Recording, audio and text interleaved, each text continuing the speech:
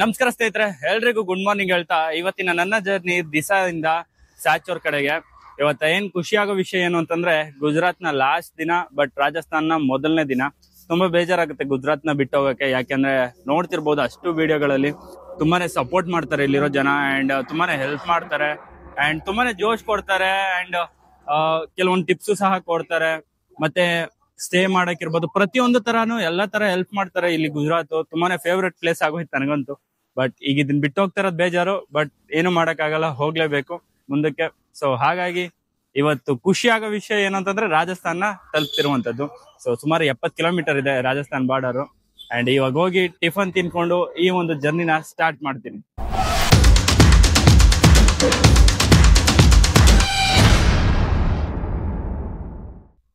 ಸ್ನೇಹಿತರ, ಇವತ್ತಿನ Gujarati last food ಆಲೂ ಪರಾತ.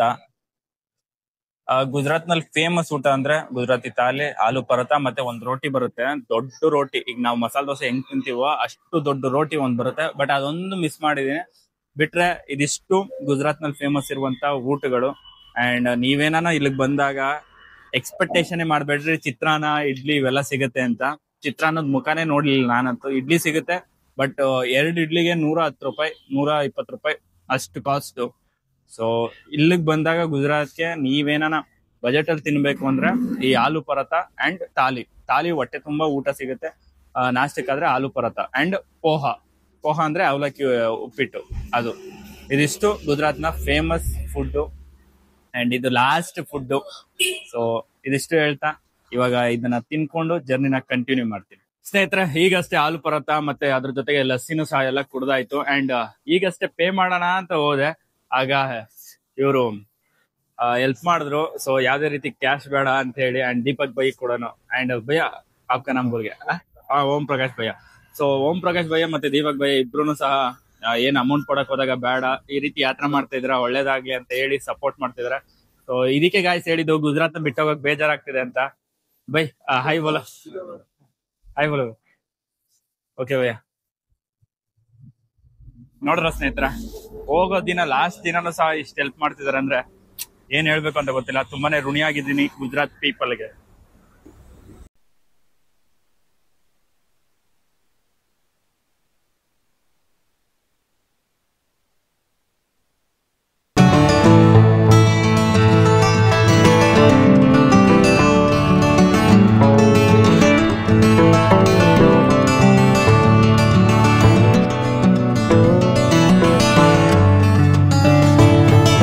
Guys, ಇನ್ನೇನು ರಾಜಸ್ಥಾನ ಒಂದು 40 ಕಿಲೋಮೀಟರ್ಸ್ ಇತ್ತು. ಹೋಗ್ತಾ ಇರ್ಬೇಕಾದಾಗೇನೆ ಸೈಕಲ್ಲು ಟೈಯರ್ ಅಲ್ಲಾಡಕ್ಕೆ ಸ್ಟಾರ್ಟ್ ಆಗೈತೆ. ಸೊ ತುಳ್ಕೊ ಹೋಗೋಕ್ಕಾಗಲ್ಲ. ಲಗೇಜು ನೋಡ್ಬೋದು, ಆ್ಯಂಡ್ ಬಿಸಿಲು ನೋಡ್ಬೋದು, ಹೆವಿ ಇದೆ.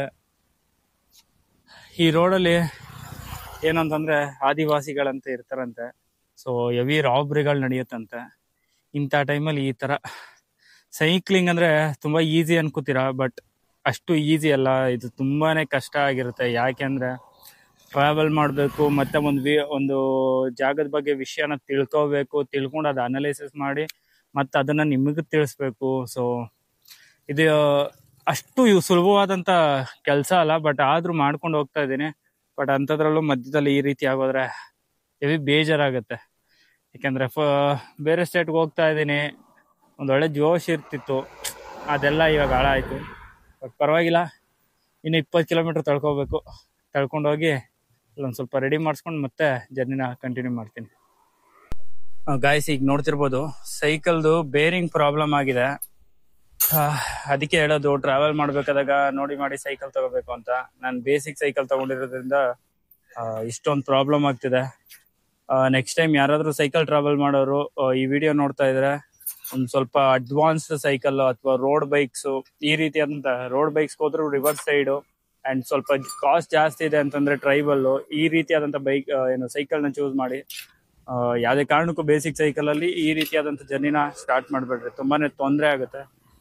ಅಂಡ್ ಪಾಪ ಇವತ್ತು ಹಬ್ಬ ಇತ್ತು, ಶಾಪ್ ಮುಚ್ಚಿದ್ರು ಹಾಗೂ ಸಹ ಇವ್ರು ಬಂದು ರಿಪೇರಿ ಮಾಡಿಕೊಡ್ತಾ ಇದ್ದಾರೆ. ತುಂಬಾನೇ ಥ್ಯಾಂಕ್ಸ್ ಅವ್ರಿಗೂ ಸಹ. ಗೈಸ್, ಆಕ್ಚುಲಿ ಫ್ರೇಮ್ ಇದೆಯಲ್ಲ ಫುಲ್ ಬೆಂಡ್ ಆಗಿ ಹೋಗಿದೆ ಅಂತೆ. ಇವಾಗ ಏನ್ ಮಾಡೋದು ಅರ್ಥ ಆಗ್ತಿಲ್ಲ. ಆ್ಯಂಡ್ ಇವತ್ತು ಸಂಜೆ ಒಂದು ಒಳ್ಳೆ ಡಿಸಿಷನ್ ತಗೋಬೇಕು. ಟ್ರಾವೆಲ್ ಇನ್ನೂ ಸೈಕಲಲ್ಲೇ ಮಾಡೋದ ಅಥವಾ ಸೈಕಲ್ನ ಮತ್ತೆ ಮನೆಗೆ ಕಳಿಸಿ ಸೋಲೋ ಏನು ಹಿಚ್ ಹೈಕಿಂಗ್ ಥರ ಅಥವಾ ಬಸ್ಸಲ್ಲಿ ಟ್ರಾವೆಲ್ ಮಾಡ್ಕೊಂಡು ಮಾಡೋದ ಅಂತ. ಯಾಕೆಂದರೆ ತುಂಬಾ ಪ್ರಾಬ್ಲಮ್ಸ್ ಆಗ್ತಿದೆ ಈ ಸೈಕಲಿಂದ. ಒಂದಿನ ಆದರೆ ಓಕೆ, 2 ಡೇಸ್ ಆದರೂ ಓಕೆ, ಪರವಾಗಿಲ್ಲ, ಪಂಚರ್ಗಳಾದರೂ ಏನು ತೊಂದರೆ ಇಲ್ಲ. ಬಟ್ ಈ ಥರ ಫ್ರೇಮ್ ಆಗೋದು ಮತ್ತು ಅವತ್ತು ನೋಡಿದ್ರೆ ಅಳಿಸಿ ಏನು ಸಾಕಪ್ ಜರ್ದಾಗಿರ್ಬೋದು, ಪ್ರತಿಯೊಂದು ಪ್ರಾಬ್ಲಮ್ ಆಗ್ತೈತೆ. ಏನು ಮಾಡೋದು ಅಂತ ಗೊತ್ತಾಗ್ತಿಲ್ಲ. ಇವತ್ತು ಒಟ್ಟಿನಲ್ಲಿ ಒಂದು ಡಿಸಿಷನ್ ತಗೋತೀನಿ. ಆ್ಯಂಡ್ ಯಾರು ಅಕಸ್ಮಾತ್ ಒಂದು ವೇಳೆ ನಾನು ಈ ಜರ್ನಿನ ಸೈಕಲಲ್ಲಿ ಟ್ರಾವೆಲ್ ಮಾಡಲ್ಲ ಅಂತ ಹೇಳಿದ್ರೆ ಬೇಜಾರು ಮಾಡ್ಕೋಬೇಡ್ರಿ. ಆ್ಯಂಡ್ ಸೈಕಲಲ್ಲಿ ಅಲ್ಲದೆ ಇದ್ರು ಬೈ ಬಸ್ ಅವ್ರ ಬೈಕ್ ಏನು ಹಿಚ್ ಹೈಕಿಂಗ್ ಟೈಪಲ್ಲಿ ಏನಾರ ಟ್ರಾವೆಲಿಂಗ್ ಮಾಡಿಕೊಂಡು ಈ ಒಂದು ಜರ್ನಿನ ಏನು ಕಂಟಿನ್ಯೂ ಮಾಡ್ತೀನಿ. ಯಾಕಂದರೆ ನೀವೇ ನೋಡ್ತಾ ಇದ್ದೀರಾ, ನಾನು ಯಾವ ದೊಡ್ಡ ಸೈಕಲಿಸ್ಟು ಅಲ್ಲ, ಬಟ್ ಆಗುತ್ತೆ ಅಂತ ಟ್ರೈ ಮಾಡಿದ್ದು ನಾನು. ಬಟ್ ಇಷ್ಟೊಂದು ಪ್ರಾಬ್ಲಮ್ಸ್ಗಳು ಫೇಸ್ ಆಗ್ತಾ ಇದ್ದಾಗ ಏನು ಮಾಡೋದು ಹೇಳಿ. ಸೊ ಹಾಗಾಗಿ ನೋಡೋಣ, ಇವತ್ತು ಸಂಜೆ ಡಿಸೈಡ್ ಮಾಡ್ತೀನಿ ಯಾವ ರೀತಿ ಮಾಡೋದು ಏನು ಅಂತೆಲ್ಲ. ಸ್ನೇಹಿತರೆ, ಹಾಗೇನು ಸೈಕಲ್ದು ರಿಮ್ನ ರೆಡಿ ಮಾಡಿಸಿದ್ನಲ್ಲ, ಮತ್ತೆ ಅದು same problem, full bearing problem ಇರೋದ್ರಿಂದ ಈಗ ಇಕೋ ಕಾರಲ್ಲಿ ಹಾಕೋ ಹೋಗ್ತಾ ಇದ್ದೀನಿ. ನೋಡ್ಬೋದು ಎಷ್ಟೆಲ್ಲ ಸ್ಟ್ರಗಲ್ ಆಗ್ತಿದೆ ಅಂತ, ತುಂಬಾ ತೊಂದರೆಗಳಾಗ್ತಿದೆ. ಆ್ಯಂಡ್ ಇದ್ರ ಮಧ್ಯೆ ಇಷ್ಟು ದೂರ ಬಂದಿದ್ದೀನಿ ಅದು ನಾನು ಯಾವುದೇ ರೀತಿಯಾದಂಥ ಸೈಕ್ಲಿಸ್ಟು ಅಲ್ಲ, ಏನೂ ಅಲ್ಲ. ಇವತ್ತೇನು ಮಾಡೋದು ಅಂತ ಒಂದು ಫೈನಲ್ ಡಿಸಿಷನ್ ತಗೋತೀನಿ. ಯಾಕೆಂದರೆ ಖರ್ಚು ಸುಮಾರು ಜಾಸ್ತಿ ಆಗೋಗೈತೆ. ಇನ್ನೂ ಅಷ್ಟು ವ್ಯೂಸ್ ಆಗಲಿ ಲೈಕ್ಸ್ ಆಗಲಿ ಬರ್ತಿಲ್ಲ. ನನ್ನ ಕಡೆಯಿಂದನೂ ಮಿಸ್ಟೇಕ್ ಇದೆ, ನಾನು ಇಲ್ಲ ಅಂತ ನಾನು ಹೇಳಲ್ಲ. ಬಟ್ ಆದರೂ ಸಪೋರ್ಟ್ ಇನ್ನೂ ಒಂದು ಸ್ವಲ್ಪ ಸಿಗಬೇಕು, ಬಟ್ ಸಿಗ್ತಾ ಇಲ್ಲ. ಏನು ಮಾಡೋದಂತ ಗೊತ್ತಿಲ್ಲ. ಬಟ್ ನೋಡೋಣ, ಈಗ ಸದ್ಯಕ್ಕೆ ಟೈಮ್ ಆಗ್ತಿದೆ, ಇಲ್ಲಿಂದ ಹೊರಡ್ತೀನಿ. ಆ್ಯಂಡ್ ಮುಂದೆ ಅಲ್ಲೇನಾಯಿತು ಎಲ್ಲ ವಿಡಿಯೋ ಕ್ಯಾಪ್ಚರ್ ಮಾಡಿ ತಿಳಿಸ್ತೀನಿ.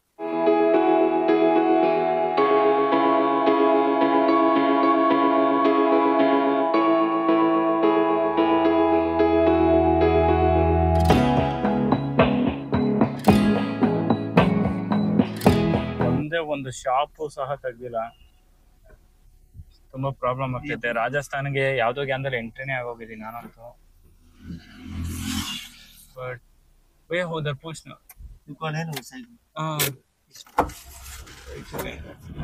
ಅಲ್ಲಿ ಯಾವುದೋ ಒಂದು ಸೈಕಲ್ ಶಾಪ್ ಇದೆ, ಒಂದು ಸೆಕೆಂಡ್ ಕೇಳ್ಕೊಬಿಡ್ತಾರಂತ. ಅಲ್ಲಿ ಕಾಣಿಸ್ತಿದೆಯಲ್ಲ ಅದೇ ಶಾಪು. ಫುಲ್ ಹಬ್ಬ ಇರೋದ್ರಿಂದ ಇವತ್ತು ಒಂದು ಶಾಪು ತೆಗ್ದಿಲ್ಲ. ಯಾಕೆ ಇವತ್ತು ಹಿಂಗೆ ಆಗ್ತಾಯಿತ್ತು ಗೊತ್ತಿಲ್ಲ. ರಾಜಸ್ಥಾನ್ಗೂ ಎಂಟ್ರಿ ಆಗೋಗಿದೆ ನಾನು ತಳ್ಕೊಂಡು. ಮುಂದೆ ಬಂದೆ, ಅಲ್ಲಿ ಇನ್ನೂ ಒಂದು 15 ಕಿಲೋಮೀಟರ್ ಇತ್ತು. ಆಮೇಲೆ ಉಳಿಮಾವಿಂದ ಒಬ್ಬ ಹುಡುಗ ಸಿಕ್ಕಾದ್ಮೇಲೆ ಅವನ ಹತ್ರ ಮಾತಾಡಿದ್ಕೆ ಪಾಪ ಅವ್ನು ಯಾವುದೋ ಈ ಗಾಡಿ ಮಾತಾಡ್ದ 500 ರೂಪಾಯಿಗೆ. ಆಮೇಲೆ ಸೈಕಲ್ನ ಗಾಡಿಗೆ ಹಾಕೊಂಡು ಬಂದಿದ್ದೀನಿ. ನನ್ನ ಸೈಕಲ್ ನೋಡಿ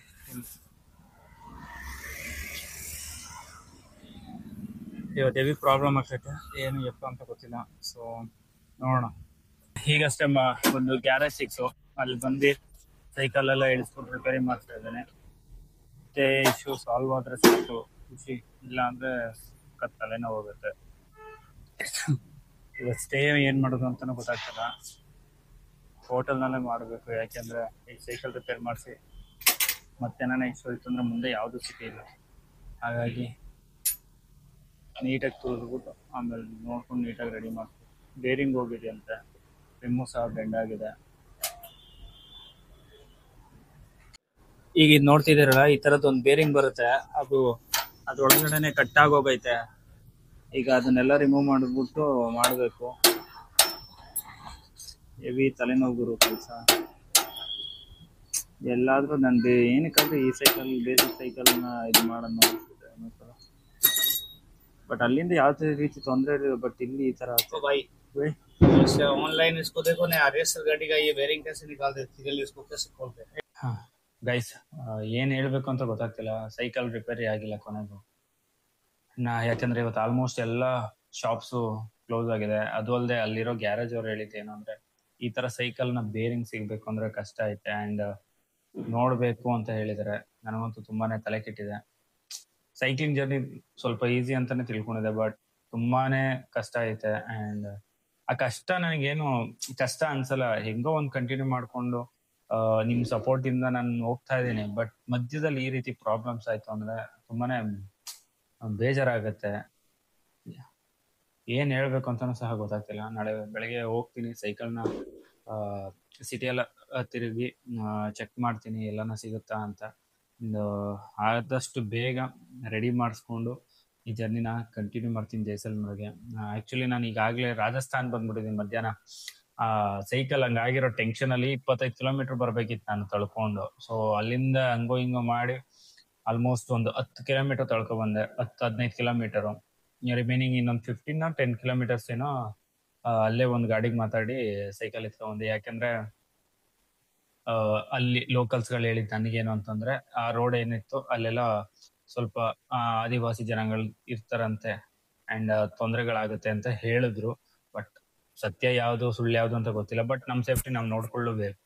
ಯಾಕಂದ್ರೆ ಅವ್ರು ಇಲ್ಲೇ ಇರೋದ್ರಿಂದ ಪ್ರತಿಯೊಂದು ವಿಷಯ ತಿಳಿದಿರೋದ್ರಿಂದ ಹೇಳಿರ್ತಾರೆ ವಿನಃ ಸುಮ್ನೆ ಅವರು ಹೇಳ್ಬಿಟ್ಟು ಎದುರಿಸ್ಬೇಕು ಅಂತ ಹೇಳಲ್ಲ. ಹಾಗಾಗಿ ಸೈಕಲ್ ನಿಂತ್ಕೊಂಡ್ ಬಂದು ಇಲ್ಲಿ ನೋಡಿದ್ರೆ ಇಲ್ಲಿ ಯಾವ ಒಂದು ಶಾಪನ್ನು ತೆಗ್ದಿಲ್ಲ. ಅದು ಅಲ್ಲದೆ ಒಬ್ರು ಗ್ಯಾರೇಜ್ ಅವರು ಓಪನ್ ಇತ್ತು ಅಂಡ್ ಅವ್ರ ಹತ್ರ ಚೆಕ್ ಮಾಡಿಸೋದಕ್ಕೆ ಇಲ್ಲಿ ಸಿಗೋದು ಡೌಟು ಈ ಪಾರ್ಟ್ಸ್ ಗಳು ಅಂತ ಹೇಳ್ತಿದ್ದಾರೆ. ನೋಡೋಣ, ನನ್ನ ಪ್ರಯತ್ನ ನಾನು ಪಡ್ತೀನಿ ಅಂಡ್ ಮತ್ತೆ ಸಿಗ್ತೀನಿ ಮುಂದಿನ ವಿಡಿಯೋದಲ್ಲಿ. ಅಲ್ಲಿವರೆಗೂ ಎಲ್ಲರೂ ಹುಷಾರಾಗಿರಿ ಅಂತ ಹೇಳ್ತಾ ಜೈ ಹಿಂದ್, ಜೈ ಕರ್ನಾಟಕ, ಮತ್ತೆ ಸೈನಿಂಗ್ ಆಫ್ ಕರ್ಣ.